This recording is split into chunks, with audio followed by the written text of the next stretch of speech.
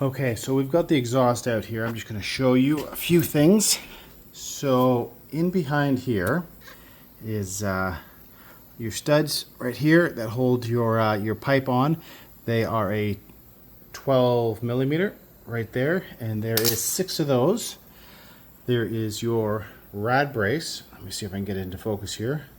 So the rad brace sits in like so, and that is a 10 millimeter to remove.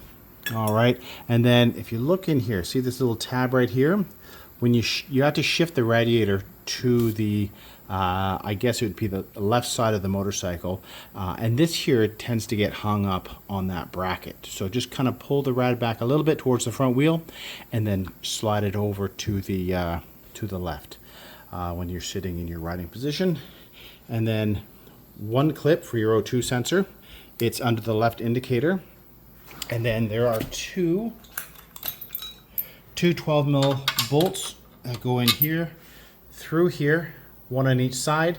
They're not very tight at all, and they came out nice and easy. And then when you remove the factory exhaust, just tip the back end down and just wiggle it forward a little bit, nice and slow, and it will come out super smooth.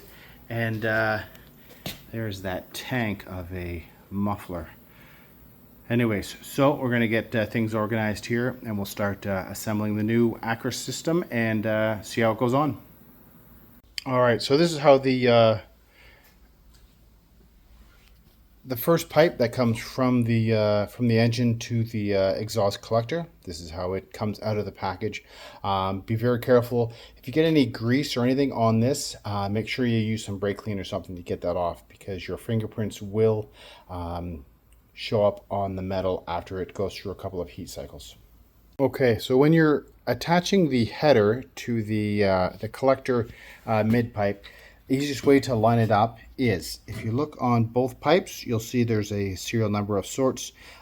Just match them up. I would assume all pipes made and manufactured are the same. And then we've got a good lineup here for this spring clamp, and then one on the other side as well.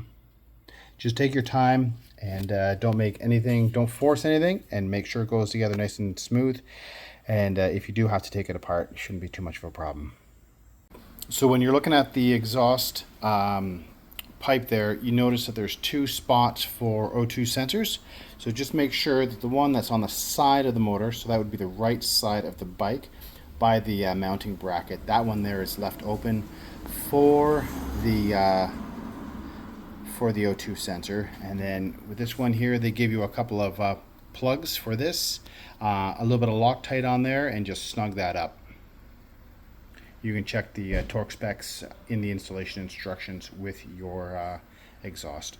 All right, so we've got the new pipe in, and it's just kind of hanging there loosely.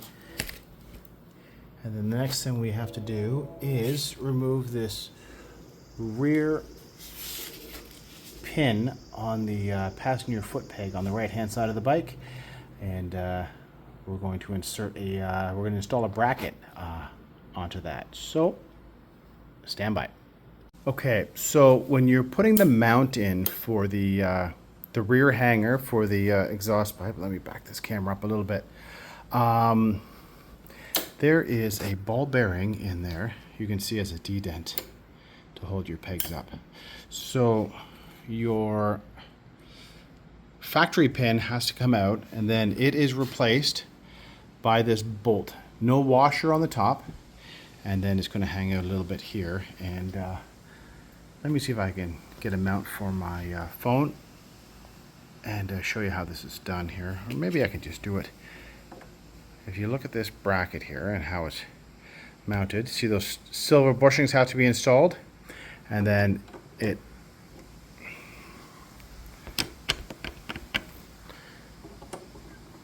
so this is how it sits in, just like that. So that hook, there's a hole in behind your foot peg here, and it just sets in there, and then you just thread in the Allen key. All right, so that is that bracket installed. If you remember on the old gen, there used to be a bracket, carbon fiber, that would come off here to support. So, and that was a little flimsy because that was what was on my old bike. So this one looks like it's much more solid of a purchase. Nice solid mounting part on that one. So that was definitely intuitive by the new company. And this is the final product. It's all installed. So if you see here, this is where the O2 sensor is supposed to be installed. But because there was 2 holes, what I did is I just tucked it up under there. It's nice and clean out of the way. It looks neat. And so far, about 50 kilometers on so far, and no check engine light. And it sounds absolutely incredible.